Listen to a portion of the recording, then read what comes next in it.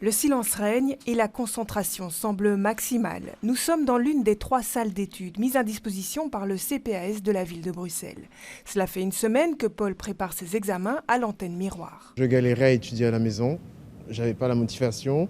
Et le fait d'étudier autour des autres gens, ça m'aide beaucoup à étudier. Et surtout que les salles d'études de l'école ne sont pas accessibles pour le moment. Pour être certain d'avoir une place, Rama est arrivé, lui, dès l'ouverture. Coronavirus oblige, les bibliothèques de son université sont elles aussi fermées. Depuis, je dirais, octobre, mi-octobre, c'est que du distanciel.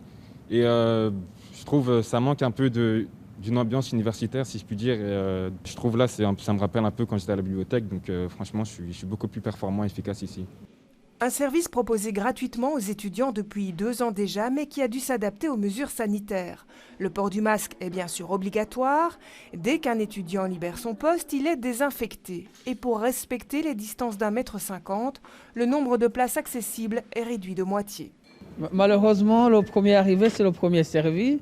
Mais en général, on essaie de mettre la priorité sur les jeunes qui bénéficient du revenu d'intégration sociale, d'abord, parce qu'on est d'abord quand même le CPS.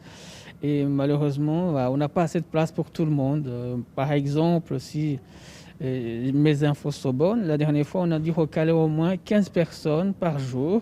Une motivation supplémentaire de se lever tôt pour Paul et Rama, une salle que la plupart de ces jeunes ne quitteront pas avant 21 h, l'heure de fermeture.